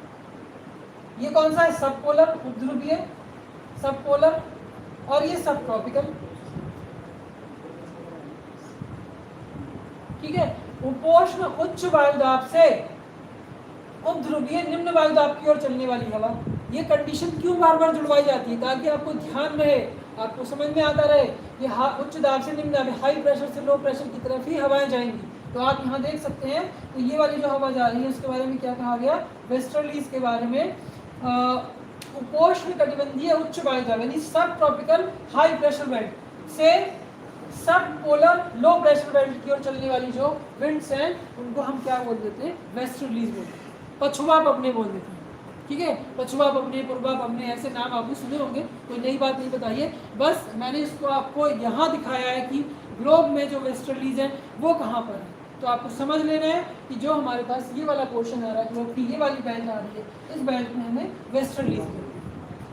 तो वेस्टर्लीज में देखिए पृथ्वी की परिभ्रमण गति के कारण उत्तरी गोलार्ध में इनकी प्रवाह दिशा दक्षिण पश्चिम से उत्तर पूर्व तथा दक्षिणी गोलार्ध में उत्तर पश्चिम से दक्षिण पूर्व की ओर होती है। ये प्रायः शीतोष्ण और शीत कटिबंध में चलती है। आप देख लीजिए, हम इसको जब टेम्परेचर के अकॉर्डिंग हमने इसको क्लासीफाई किया था, तो ट्रॉपिकल टेम्परेट ऑफ ट्रीज यानी उष्ण कटिबंध, शीतोष्ण कटिबंध और शीत कटिबंध, तो यही तो चल रही है इस वाले भाग में। ये तो आप देखेंगे शीतोष्ण कटिबंध और शीत कटिबंध, इनका लगभग मिलन क्षेत्र है। ठीक है, तो ये याद रखना है आपको। ना तो इनकी प्रवाह गति एक सी रहती है और ना ही यहाँ संबंधित मौसम शांत रहता है, अर्थात मौसम की परिवर्तनशीलता इनकी विशेषता है। देखिए अब फिर देखिए मैथमेटिक्स, ज्योग्राफिकल मैथमेटिक्स स्टार्ट हो गया। हम जब यहाँ की बात कर रहे थे ट्रैक विंड्स की, हम लोग बोल रहे थे फिक्स पाथ पे चलती हैं, तो क्या हो रहा है? क्योंकि यहाँ पे देखा Cancer to Capricorn tropical zone लगता है, तो उस ट्रॉपिकल जोन में आप देखते हैं मोस्टली होल ईयर जो सन रेज है वो 90 डिग्री का एंगल बना रही होती है। तो वहाँ पर 90 डिग्री का एंगल बनाने से जो इनमें, जैसे साउथ इंडिया, ठीक है, साउथ इंडिया की बात हम लोग करते हैं, तो यहाँ पर क्या होता है कि क्लाइमेटिक चेंज बहुत ना के बराबर होता है। जनवरी में आप जाएँ तो भी वैसे ही रहता है, अप्रैल मई में जाएँ तो भी बहुत कम चेंजेस, यहाँ पर आपको तापांतर वगैरह बहुत कम चेंज आपको दिखाई देता है। तो आप सीधा सीधा उसको छोटे लेवल पे ला करके बड़े लेवल पे कहिए कि कैंसर टू कैप्रिकॉर्न जो चेंजेस होते हैं, क्लाइमेटिक चेंजेस होते हैं, वो बहुत ना के बराबर होते हैं। ठीक है, मीन्स आप कह सकते हो तापमान से संबंधित जो विषमताएं हैं वो भी कम रहती हैं, वायुदाब से संबंधित भी रहती हैं। तो जब वायुदाब और तापमान से संबंधित कम रह रही है तो इनमें चीज़ों में ज़्यादा परिवर्तन नहीं है। लेकिन आप यहाँ देखिए शीतोष्ण कटिबंध में क्या होता है, गर्मी सर्दी, ये प्रभाव होता है। आप ट्रॉपिकल जोन में कभी सर्दी का नाम नहीं सुनेंगे, गर्मी ही चलती है वहाँ। लेकिन यहाँ क्या ये वाला जो रीजन, और दूसरी बात जो हमारे पास पोलर रीजन होता है वहाँ सर्दी होती है, गर्मी का नाम नहीं सुनेंगे। तो ये हमारे पास ट्रॉपिकल जोन और हमारे पास फ्रीज जोन, इन दोनों में एक में गर्मी वाला मौसम मिल रहा है, एक में सर्दी वाला मिल रहा है। लेकिन जो टेम्परेट होता है, जो शीतोष्ण होता है, शीतोष्ण, शीत प्लस उष्ण दोनों टाइप का मिल रहा है, तो वहाँ पर क्या होगा, चेंजेस आएंगे। यानी टेम्परेचर जब सूर्य कर्क रेखा पर चमकता है तो यहाँ पे गर्मी वाली स्थिति हो जाती है, जब सूर्य मकर रेखा पर चमकता है तब यहाँ पर ठंड वाली स्थिति हो जाती है। इसका मतलब क्या है कि यहाँ पर वेरिएशन हो रहा है। जब वेरिएशन होगा तो विंड्स में भी होगा और मौसम में भी होगा। तो इसलिए कहा गया कि ना तो इनकी प्रभागति एक सी रहती है और ना ही यहाँ संबंधित मौसम शांत रह पाता है, अर्थात मौसम की परिवर्तनशीलता इनकी विशेषता है। तो वेस्टर्लीज में क्या है, मौसम से संबंधित बहुत सारे जो चेंजेस देखने को मिलते हैं वो वेस्टर्लीज वाले पार्ट में आपको देखने को मिलते हैं। इनकी प्रचंडता के कारण देखिए यहाँ पर जब हवाओं में मौसम परिवर्तन, सारी चीज़ें, जल स्थल का वितरण, ये सारे फैक्टर लागू होते हैं, तो क्या क्या चेंज आता है। देखिए हवाओं की प्रचंडता के कारण दक्षिणी गोलार्ध में इन्हें 40 डिग्री से 50 डिग्री अक्षांशों के बीच गरजती चालीसा, ये नाम आप याद रख लीजिए, ये आपसे पूछे जाएंगे, ये लाइन आप नोट कर लीजिए। इनकी प्रचंडता के कारण दक्षिणी गोलार्ध में इन्हें 40 डिग्री से 50 डिग्री अक्षांशों में गरजती चालीसा, रोरिंग फोर्टीज, गरजती चालीसा, रोरिंग फोर्टीज, 50 डिग्री दक्षिणी अक्षांश के पास भयंकर 50, फ्यूरियस 50, भयंकर 50, फ्यूरियस 50, ये क्वेश्चन आते हैं। तथा 60 डिग्री के पास चीखती 60, 60s कहते हैं। ठीक है, ये 3 नाम मैंने आपको बोले, तीनों आप इसको रट लेंगे, याद रख लेंगे। अब आप देखिए इनकी और क्या विशेषता है। पछुआ हवाएं गर्म अक्षांशों से एवं गर्म धाराओं के सागरों से ठंडे अक्षांश की ओर बहती हैं, अतः मार्ग में अपने साथ काफी नमी ले लेती हैं। देख लीजिए आप कहाँ से जा रही हैं, ये गर्मी वाला क्षेत्र है, यहाँ से जा रही है, और आप यहाँ देख लेंगे कि यहाँ क्या स्थिति बनेगी, भूमध्य सागर पड़ रहा है, ये सारी चीज़ें पड़ रही हैं, ये जो बेल्ट 30 डिग्री वाली बन रही है, यहाँ से ये चल रही हैं, ठीक है, ये, और जा कहाँ रही हैं, 60 से 65 जा रही हैं। तो ये जो हिस्सा आएगा पूरा, इस हिस्से पे इनका प्रभाव होगा। यहाँ देखिए अटलांटिक आ रहा है, मेडिटेरियन आ रहा है, सारे हिस्से आ रहे हैं इसमें। तो आपने देखा कि कहाँ से चलती है, पछुआ हवाएं गर्म अक्षांशों से, गर्म अक्षांश मतलब ऐसे अक्षांश क्षेत्र से जा रही है जहाँ पर गर्मी या तापमान ज़्यादा होता है। तो ठंडे अक्षांशों की ओर, ठंडे अक्षांश देखिए, गर्म ठंडे अक्षांश से मतलब क्या होता है, वही लो लैटिट्यूड, मिडिल लैटिट्यूड और हाई लैटिट्यूड, ये लगभग मिडिल से चल रही है और हाई की तरफ जा रही है। ठीक है, तो आप यहाँ देख सकते हैं कि जहाँ मिडिल लो से चल रही है, ये 30 से चल रही है, 30 के आसपास तो वहाँ गर्मी है, और उसके बाद 60-65 पे चल रही है। तो वो कैसे हैं, वो जैसे जैसे भूमध्य रेखा से ध्रुवों की ओर तरफ जाते हैं तापमान में गिरावट आने लगती है, आपको ये सब आप जानते हो। तो ठंडे अक्षांश इसलिए बोल दिया गया है। तो यहाँ थोड़ा सा अपना कॉमन सेंस भी अप्लाई आपको करना होगा। तो पछुआ हवाएं गर्म अक्षांशों से गर्म धाराओं या सागरों से ठंडे अक्षांशों की ओर बहती है, तो मार्ग में अपने साथ काफ़ी नमी ले लेती है, नमी धारण कर लेंगी जब वो गर्म है। तो और शीतल होकर पश्चिमी तट के आसपास पर्याप्त वर्षा कर देती हैं, शीतल होकर पश्चिमी तट के आसपास वर्षा कर देती हैं। ये थोड़ा सा आपको ध्यान रखना पड़ेगा कि जो वेस्टर्लीज हैं इनकी क्या, कहाँ से वो जन्म ले रही हैं और किस दिशा से किस दिशा की ओर जा रही हैं, और उनकी क्या विशेषता है, कहाँ से वो गर्म हवाओं के रूप में चली और कहाँ वो नमी धारण की और वर्षा कर दी। तो इन अक्षांशों यानी 30-35 से 60 वाले महाद्वीपों के पश्चिमी तटों पर वर्षा यानी यूरोप की, खासकर स्पेशली ये बात हो रही है, यूरोप की हम लोग बात कर रहे हैं, भूमध्य सागर के आसपास की ये स्थिति होती है। तो वहाँ भूमध्य सागरीय जलवायु पाई जाती है, वेस्टर्लीज की इन्हीं विशेषताओं के कारण। ये चीज़ आपको थोड़ी सी ध्यान देनी है।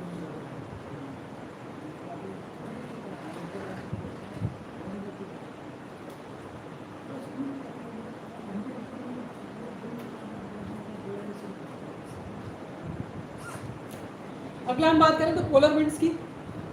पोलर विंड्स का आप देख लेंगे, पोलर यानी नॉर्थ पोल, यहाँ पर नॉर्थ पोल हो गया, और ये पूरा हिस्सा ये आप इसको देख सकते हैं। ठीक है, यहाँ बना हुआ है सारी चीज़ें, ये इसको आप देख लीजिए क्या है, ध्रुवीय उत्तरी दाब से उपध्रुवीय निम्न दाब की ओर। अब बार बार इसको मैं क्या आपसे बोलूँ इसी चीज़ को, यहाँ क्या है, ये नॉर्थ पोलर तो पोलर रीजन हो गया, और प्रेशर कैसा है, हाई प्रेशर है, और ये क्या है, पोलर रीजन से थोड़ा सा दक्षिण वाला भाग, तो ये कैसा है, इसको उपध्रुवीय या सब पोलर बोल देते हैं। तो आप सीधे सीधे कह सकते हैं कि polar region, polar high pressure region से सब पोलर लो प्रेशर रीजन की ओर चलने वाली जो हवा होती है उनको हम ध्रुवीय हवा या पोलर विंड्स कह देते हैं। ठीक है, तो यहाँ मुझे लगता है कि कोई भी समस्या नहीं हो रही होगी आज आपको इसको समझने में। सीधा सीधा मतलब हो गया कि जो पोल से और उसके सब पोलर रीजन की तरफ विंड्स आ रही हैं, चाहे वो उत्तरी गोलार्ध की हो चाहे वो दक्षिणी गोलार्ध की हो, उसको हम क्या कह देते हैं, पोलर विंड्स कहते हैं, ध्रुवीय पवनी कहते हैं। उत्तरी गोलार्ध में इनकी दिशा उत्तर पूर्व से दक्षिण पश्चिम, और दक्षिणी गोलार्ध में इनकी दिशा दक्षिण पूर्व से उत्तर पश्चिम, यानी उत्तरी गोलार्ध में उत्तर पूर्व से दक्षिण पश्चिम। देख लीजिए आप इसको, उत्तर पूर्व से दक्षिण पश्चिम है या नहीं। आप इस एरो को उठा के यहाँ रख दीजिए फिर से, और देखिए कहाँ क्या स्थिति बनाएगा, फिर से ये वाली स्थिति बन जाएगी। देखिए ये एरो उठा के आपने यहाँ रख दिया, उत्तर पूर्व से दक्षिण पश्चिम, किसकी हवा, किसकी दिशा हो गई, पोलर विंड्स की दिशा हो गई। ठीक है, तो बहुत सिंपल है, लेकिन अगर ध्यान से सुन रहे हो तब, ध्यान इधर उधर है तो नहीं समझ में आने वाला, इसलिए इनको बहुत ध्यान से समझिए। आगे देखिए क्या है, ये शुष्क होती हैं, सीधी सी बात है भाई, वहाँ पर क्या है, बर्फ जमी रहती है। बर्फ यानी पानी भी है तो भी उतना तापमान तो हो कि बाष्पीकरण हो सके, तापमान इतना है नहीं कि बाष्पीकरण होगा। तो जब बाष्पीकरण नहीं होगा तो विंड्स जाएंगी, वो कैसी होंगी, ड्राई ही होंगी। ये बात आपको ध्यान रखनी है। अगर कहीं तापमान था तो पानी नहीं था, इसलिए वो ड्राई थी। यहाँ पानी है या बर्फ है तो तापमान नहीं है, ये इसलिए ड्राई है दोनों ड्राई, लेकिन दोनों के रीजन अलग अलग हैं। तो इन बातों पे आपको विशेष ध्यान रखना है कि आपने ड्राई याद कर लिया, आपको ये नहीं पता कि ड्राई क्यों है भाई। ठीक है, तो ये पता होना चाहिए कि ग्लोब के किस भाग पे आप खड़े हैं, वहाँ की क्या स्थानीय स्थितियाँ हैं। स्थानीय स्थिति से मतलब है कि कौन से रीजन की आप बात कर रहे हैं। स्थानीय स्थिति बरेली से मतलब नहीं है, बड़े क्षेत्रों से मतलब है कि वो कैसी विशेषताएं रखता है अपने आसपास वाले क्षेत्रों के कंपैरिजन। क्या क्लाइमेटिक कंडीशंस वहाँ पर है, क्या क्लाइमेटिक कंडीशंस उसके पास वाले क्षेत्र में। ठीक है, तो ये चीज़ों को थोड़ा सा आपको ध्यान देना होगा।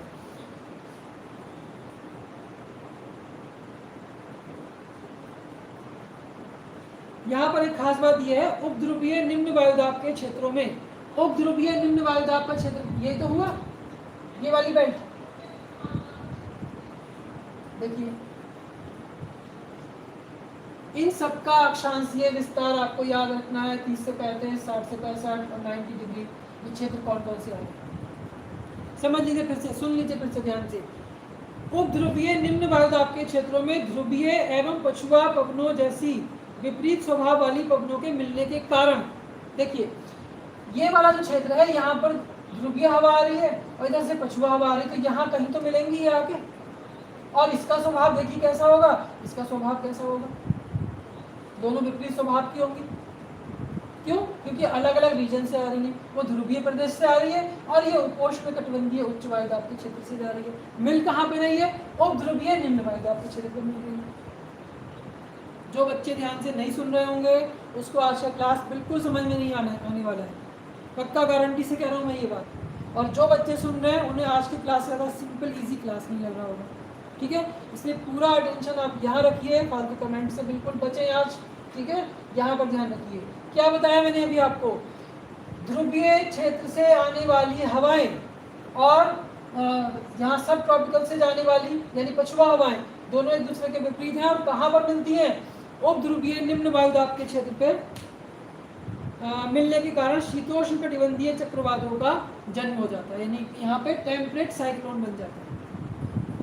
ठीक है, अब देखिए एक बात, चलो साइक्लोन पढ़ाऊंगा तब मैं बताऊंगा इस चीज़ को, फिलहाल यहाँ पे इतना ध्यान रखना है कि यहाँ क्या मिल रहा है आपको, जब ये दो विपरीत स्वभाव वाली हवाएं इस निम्न वायुदाब क्षेत्र पर, निम्न वायुदाब देखिए हवा की परिभाषा क्या बताई थी कि जो क्षैतिज विषमता है वायुदाब की क्षैतिज विषमता को कंट्रोल या कंप्लीट करती है, उसको बैलेंस करती है। तो यहाँ देखिए, यहाँ भी निम्न दाब, यहाँ उच्च दाब, यहाँ उच्च दाब, तो यहाँ की सब हवाएं यहाँ पे जाएंगी भरने को, और विपरीत स्वभाव वाली हवाएं आपस में मिल जाएंगी, और मिल जाएंगी तो क्या करेंगी, शीतोष्ण कटिबंधीय चक्रवातों को जन्म दे देंगी। आप एक इसी टाइप का डायग्राम, एक गोला आप कह सकते हैं ग्लोब और बनाएंगे, उस पर ये सारी हवाओं को आप फिर से लिखेंगे जो मैंने आपको इसी में सारा समझाया है। ये एयर प्रेशर प्रेशर बेल्ट का है, इसको आप अलग से बनाएंगे, और विंड्स लिखेंगे, ये विंड कौन सी, ये वाली कौन सी, ये वाली कौन सी, ठीक है। तो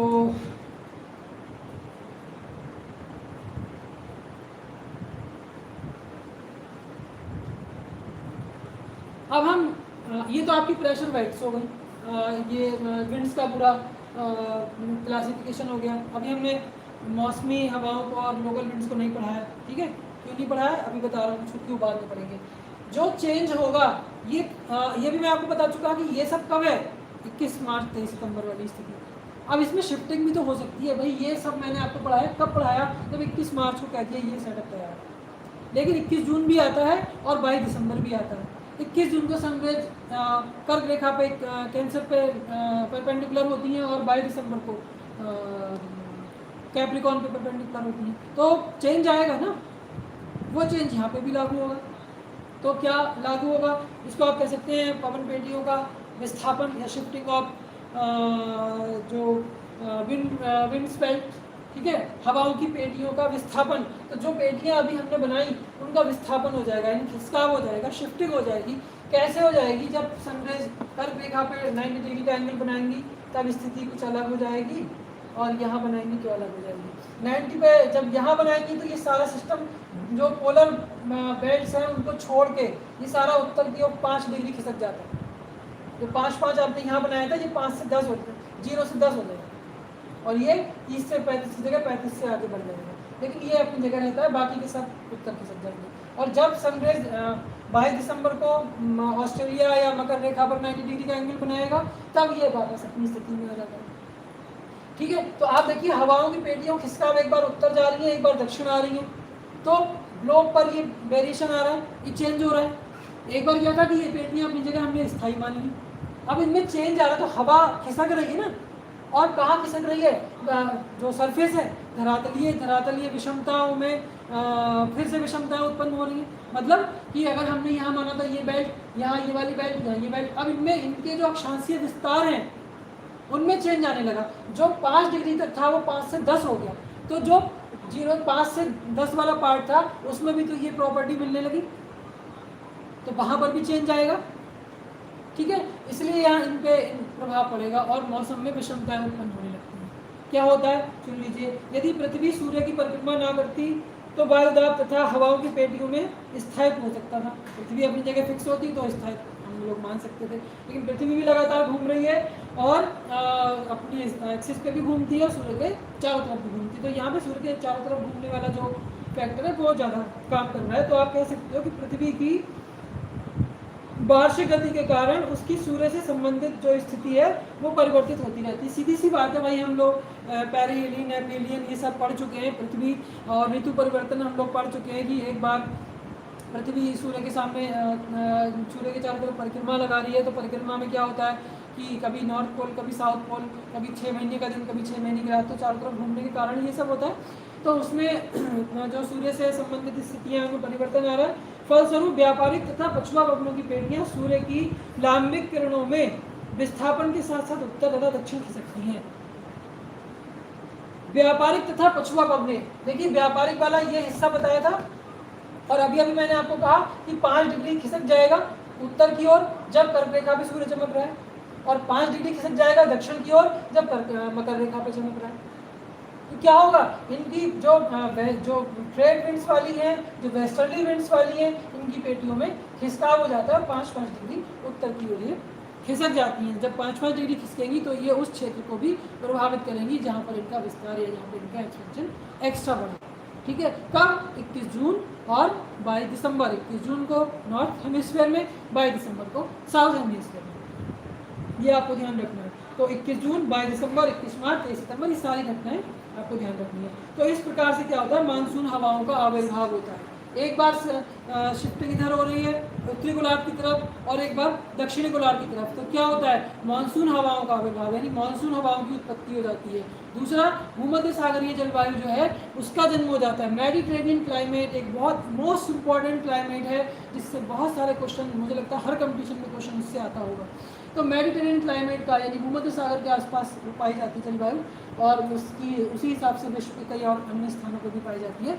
तो भूमध्य सागरीय जलवायु की अपनी एक विशेषता होती है। क्या विशेषताएं नेक्स्ट पढ़ेंगे, लेकिन यहाँ ध्यान रखना है आपको कि जो शिफ्टिंग हो रहा है, वायुदाब की पेटियों का खिसकाव हो रहा है, जो विस्थापन हो रहा है, उस विस्थापन में के कारण मौसमी जो मानसून हवाएं वो जन्म ले रही हैं, और क्या हो रहा है जो भूमध्य सागर जलवायु है वो हो रही है।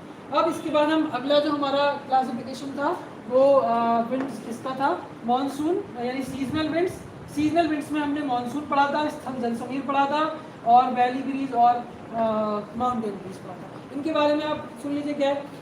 मौसमी हवाएं क्या होती हैं, सामयिक पवन क्या होती हैं। जिन पवनों की दिशा मौसम या समय के अनुसार परिवर्तित हो जाती है उन्हें सामयिक पवन कहते हैं। देखिए ये पूरे साल एक जैसी चल रही थी, इसलिए स्थायी संवर्गी ये सारे हमने कहा था। अब क्या हो रहा है, मौसम के अनुसार ये परिवर्तित हो रही है, इसलिए हम इनको क्या कहते हैं, मौसमी या सीजनल विंड्स कहते हैं। बोलते हैं सीजन आता है पूरे ये एक साल में, आते कि डिफरेंट टाइप के सीजन आते हैं, तो सीजन के हिसाब से चेंज हो रहा है, सीजन के हिसाब से हम लोग अपने आप को चेंज कर लेते हैं। तो इसी हिसाब से क्या है कि हवा में जो मौसम के अनुसार परिवर्तन आ रहा है उसको हम क्या बोल देते हैं, मौसमी या सीजनल विंड्स बोल देते हैं। अब उनके बारे में सुनिए, सबसे पहली कौन सी आती है, मानसून हवा।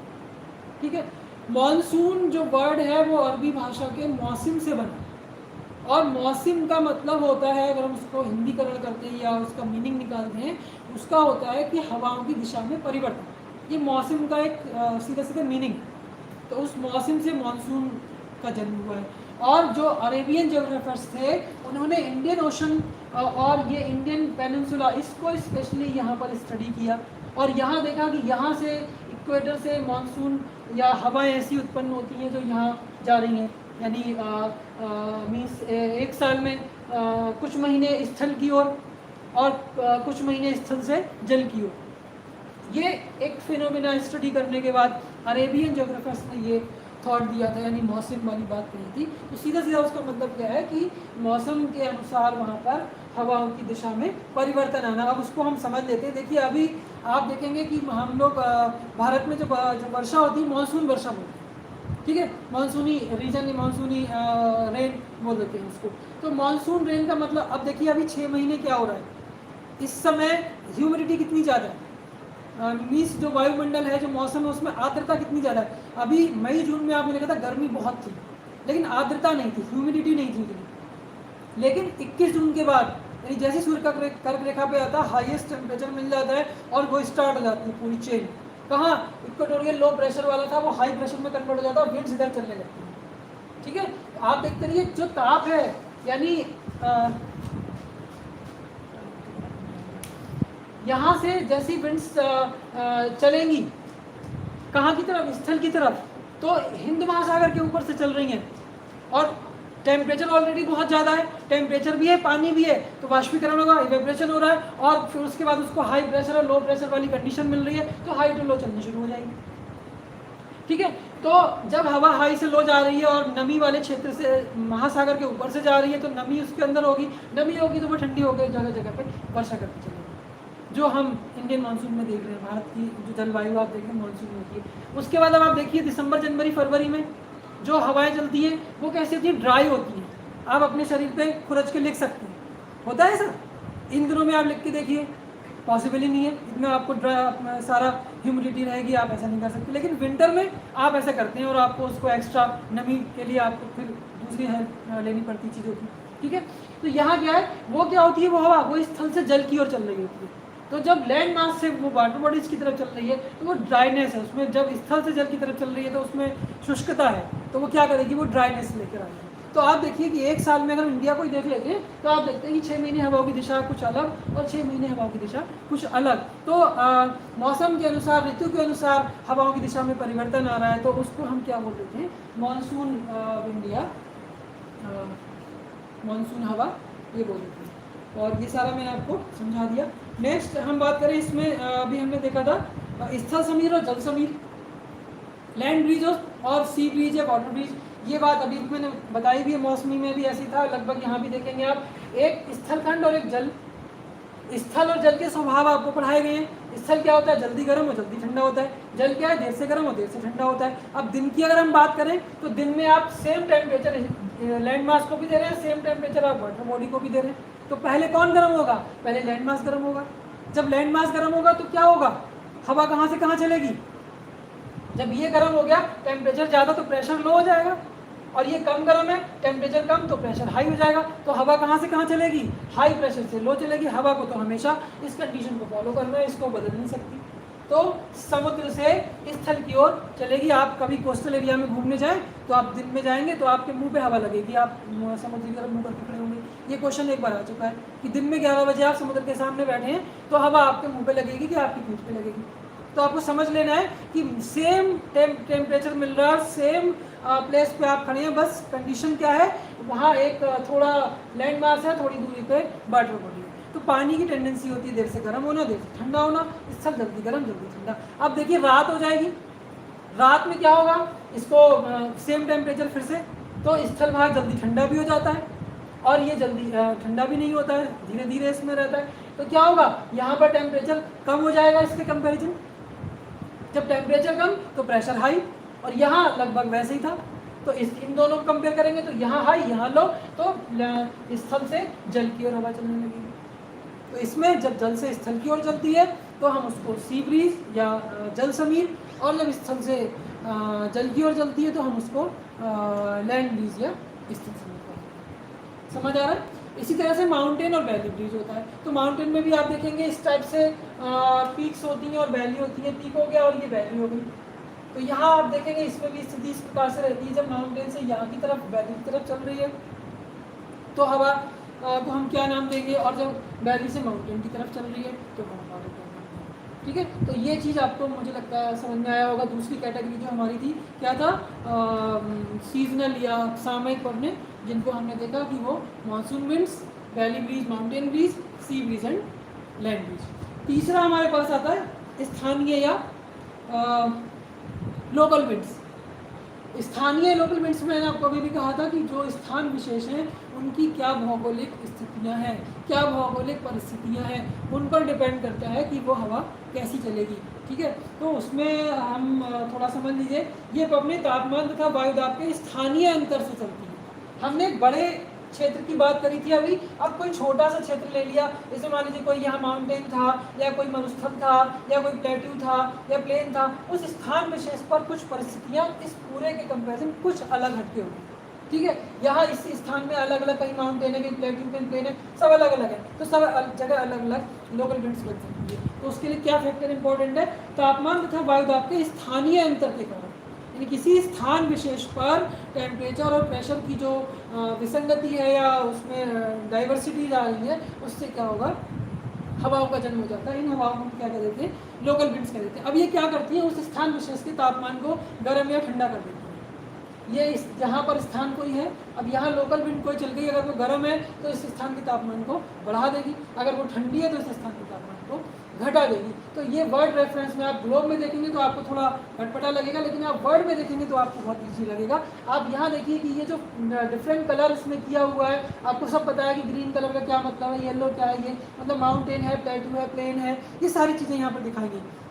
तो जब ये सारी चीज़ें दिखाएंगी तो इन सबका प्रभाव भी पड़ेगा।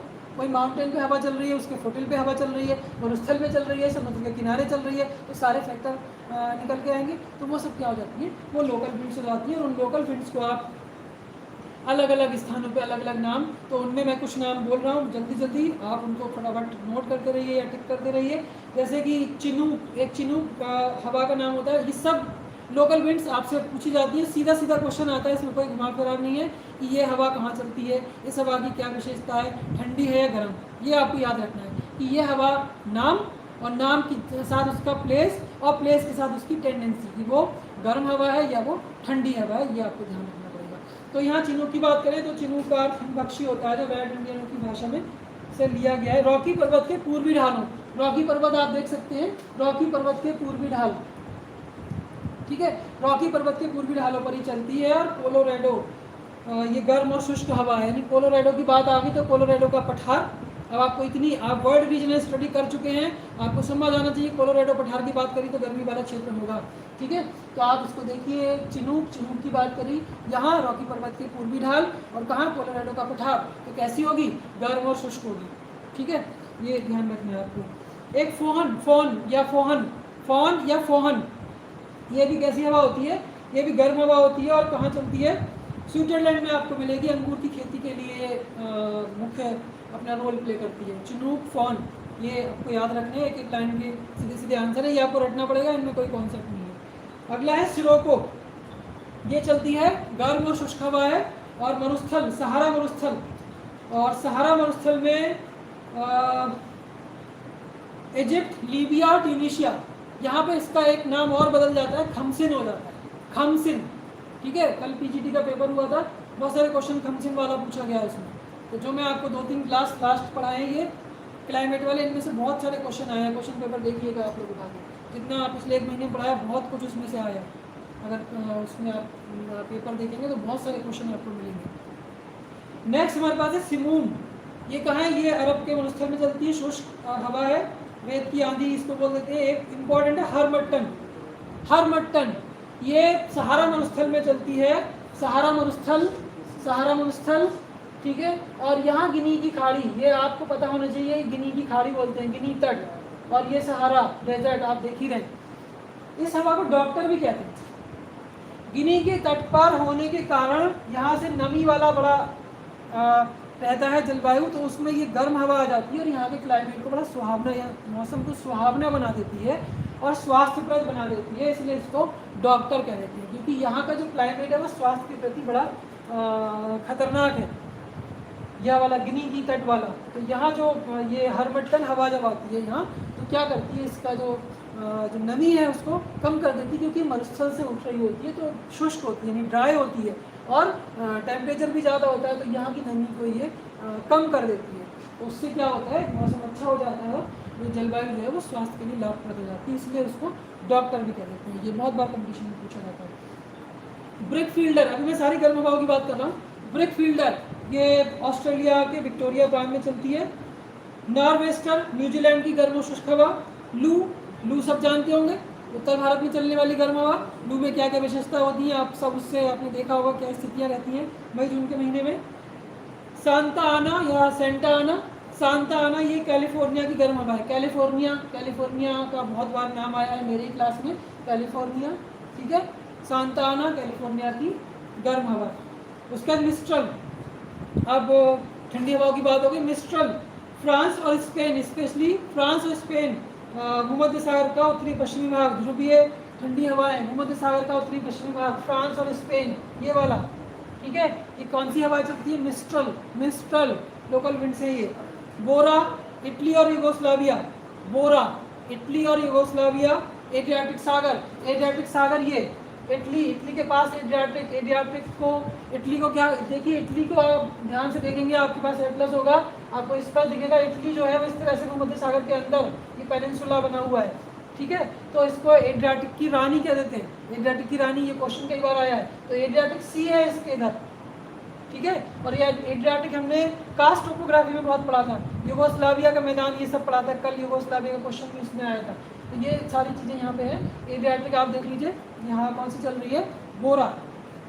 ब्लिजार्ड, रूस के टुंड्रा और साइबेरिया, ब्लिजार्ड रूस का साइबेरिया, रूस का साइबेरिया ये है, टुंड्रा रीजन ये है, यहाँ पर ब्लिजार्ड। आप देखेंगे जो हवा यहाँ चल रही है वो ठंडी होगी, गर्म नहीं हो सकती, तो कुछ आप कॉमन सेंस भी लगा के अपना इस्तेमाल कर सकते हैं चीज़ों को। पेम्पेरो, अर्जेंटीना और चिली। पेम्पेरो देखिए, घास के मैदान सुना होगा आपने, पंपास प्रेरी ऐसे सुने होंगे, तो पेम्पेरो, पेम्पेरो आप देखिए कहाँ मिल रहा है, अर्जेंटीना, पंपास के घास के मैदान। तो कभी कभी किसी भी चीज़ से कोरिलेट करके भी हम अपना जो पर्पज है वो सॉल्व कर सकते हैं। तो यहाँ पे देखिए पेम्पेरो अर्जेंटीना में हो गया। जूरन, जूरन हवा जूरा माउंटेन के नाम पे बनी है, जूरा माउंटेन आप जानते हैं स्विट्जरलैंड। ठीक है, स्विट्जरलैंड, स्विट्जरलैंड का जूरा माउंटेन, यहाँ पे हवा है जूरन हवा। तो कुछ चीज़ें आपको कोई भी तरह से कोरिलेट करके अपने पर्पज सॉल्व करना है। तो ये एक इनका क्लासिफिकेशन हो गया। नेक्स्ट हमारे पास एक और बस्ता है, इसका part jet stream. Jet stream का नाम आप सभी ने सुना होगा, और उसकी विशेषताएं थोड़ी सी याद कर लीजिए, 4-5 विशेषताएं हैं, वो आपका काफ़ी इंपॉर्टेंट है और कंपटीशन में आपसे पूछा जाता है। तो जेट स्ट्रीम को हम ऐसे सबसे पहले ऐसे डिसाइड करेंगे कि ऊपरी क्षोभ मंडल में चलने वाली, यानी ट्रोपोस्फियर, हम लोग एटमॉस्फेयर लेयर्स पढ़ चुके हैं, एटमॉस्फेरिक लेयर्स पढ़ चुके हैं। तो उनमें आपने देखा कि जो सबसे पहली लेयर आती है वो ट्रोपोस्फियर आती है। ट्रोपोस्फियर, स्ट्रेटोस्फियर, मेसोस्फियर, इस तरह से आइनोस्फियर हम पढ़ते चले जाते हैं। तो ये जो बात हम कर रहे हैं जेट स्ट्रीम की, वो ऊपरी क्षोभ मंडल यानी क्षोभ सीमा की बात कर लें, ट्रोपोपॉज की बात कर लें। तो जो अपर ट्रोपोस्फियर होता है, अपर ट्रोपोस्फियर में हाई स्पीड से चलने वाली जो विंड्स होती हैं, हवाएं होती हैं, उनको हम अत्यधिक तीव्र गति से चलने वाली, वो क्या हो जाती हैं, और हॉरिजॉन्टली चलती हैं, क्षैतिज रूप में चलती हैं, उनको हम क्या कहते हैं, जेट स्ट्रीम कह देते हैं। ये जेट धाराएं जो है 50 किलोमीटर की चौड़ाई, 2 से 3 किलोमीटर की मोटी परत में लगभग सक्रिय रहती हैं, और इनकी ऊंचाई सरफेस से अगर हम देखें तो 7.5 से 14 किलोमीटर तक होती है। दोनों गोलार्धों में 20 डिग्री अक्षांश से ध्रुवों के मध्य, दोनों गोलार्धों में 20 डिग्री अक्षांश, 20 डिग्री अक्षांश यहाँ से ध्रुवों तक इनका विस्तार है, इक्वेटोरियल पार्ट में नहीं मिलता है, ये क्लियर है। जेट स्ट्रीम, जेट स्ट्रीम नाम रखने के पीछे एक स्पेशल कॉन्सेप्ट ये था कि जो सेकेंड वर्ल्ड वॉर में जब अमेरिकी बमवर्षक विमानों ने जापान पर हमला किया, तो पश्चिम से पूरब की तरफ आप देखेंगे, लेकिन अमेरिका ने यहाँ से उधर साइड से किया होगा, ये वाली दिशा चुनी होगी, तो इनको विमान को जापान पे जाने में दिक्कत हो रही थी, यानी विपरीत हवा का सामना करना पड़ रहा था, लेकिन आते समय उसको स्पीड बहुत ज़्यादा बढ़ जा रही थी। तो इससे ये पता चला कि ये पश्चिम से पूरब चलती है और यहाँ पर कुछ है। उस जो विमान थे उनको जब उनको जाने में हवा, किसी एक हवा को का सामना करना पड़ रहा था, यानी हवा उनको रोक रही थी और आते समय उनको सपोर्ट कर रही थी, ठीक है। तो उससे ये क्लियर हुआ कि यहाँ पे कुछ विंड्स हैं, कुछ है ऐसा जो इसको विमान को रोक रहा है। तो उनको जेट विमानों की खोज के कारण या जेट विमानों द्वारा उनको ढूंढने के कारण जेट स्ट्रीम नाम रख दिया गया। तो आपको इनकी प्रॉपर्टीज़ याद रखनी है, क्या क्या विशेषताएँ होती हैं। विशेषताएं मैंने आपको बता दी, और इनमें से जब आप कंपटीशन का पेपर देखेंगे कोई ना कोई विशेषता आपसे पूछ ली जाती है। सिंपल यही वाली विशेषताएं जो अभी मैंने आपके साथ डिस्कस की। कुछ इनके प्रकार हैं वो देख लीजिए। ध्रुवीय वाताग्र जेट स्ट्रीम, उपोष्ण कटिबंधीय, देखिए आप इनको नाम में आपको कोई दिक्कत नहीं होगी, सारे नाम आप यहाँ पे अच्छे से समझ चुके हैं। हिंदी अंग्रेजी में सारी भाषाओं में मैंने आपको दोनों भाषाओं में क्लियर बता दिया है, बस अब आपको थोड़ा ध्यान लगाने की जरूरत है। इनके 4-5 टाइप हैं वो देख लीजिए। ध्रुवीय वाताग्र जेट स्ट्रीम, उपोष्ण कटिबंधीय पछुआ जेट स्ट्रीम, उष्ण कटिबंधीय पूर्व जेट स्ट्रीम, ध्रुवीय राशि जेट स्ट्रीम और स्थानीय जेट स्ट्रीम। ये नाम आपको बस नाम ध्यान रखने हैं, कौन कौन से क्षेत्र आपको इसमें ढूंढ के आराम से मिल जाएंगे। बस इनकी विशेषताएं देखनी है कि कितने क्षोभ मंडल में चल रही हैं। और हाँ, विसर्पाकार मेआंडरिंग, रिवर का जब हमने बताया था कि नदी बहती है तो नदी क्या करती है, मेआंडर शेप में बहती है, यानी मेआंडर ऐसे लहरा के चलना, इसको मेआंडरिंग बोलते हैं, विसर्पाकार मेआंडरिंग शेप में। तो ये विसर्पाकार मार्ग में कहाँ मिलती है, 20 डिग्री उत्तरी अक्षांश से 20 डिग्री अक्षांश से लेके और ध्रुवीय भागों तक मिलती है। कितने चौड़ाई कितनी है, लंबाई कितनी है, कितने भाग में विस्तार है, ऊंचाई कितनी है, तीव्रता कैसी है, ये सब प्रॉपर्टीज़ हैं। ये प्रॉपर्टीज़ आपको याद कर लेनी, ये सिंपल आपको वहाँ क्वेश्चन मिलेगा। बाकी का जितना जो कॉन्सेप्ट था वो सब मैंने आपको आज क्लियर कर दिया है। तो अब मुझे लगता नहीं कि आपको कोई परेशानी इसमें टॉपिक में बची होगी। फिर भी अगर आपको लगता है कि कहीं आपको कोई दिक्कत है, कभी कभी आपको लगता है मैं बहुत स्पीड मेरी फास्ट हो जा रही है, फास्ट नहीं करूँगा तो टॉपिक ख़त्म नहीं हो पाएगा, बढ़ जाएगा 2 क्लासेस में तो आपको समझ में नहीं आएगा। इसलिए कोशिश रहती है कि एक क्लास में सारा टॉपिक कंप्लीट हो जाए और आपको अच्छे से समझ में आए, ठीक है। थोड़ी कोशिश आपको भी करनी पड़ेगी, ये नहीं सारे मुझसे कराएंगे। अगर मुझे आपको फास्ट लग रहा है, थोड़े आप भी फास्ट बनिए, बहुत फास्ट दुनिया चल रही है, अगर ज़्यादा स्लो करेंगे तो आप स्लो रह जाएंगे, ठीक है। इसलिए आप साथ में क्लास के चलने की कोशिश कीजिए। सब समझ में आया होगा, फिर भी नहीं आता है आप कमेंट सेक्शन में ज़रूर लिखिए, मैं उसको सॉल्व करूँगा, ठीक है। Okay, all the best, thank you.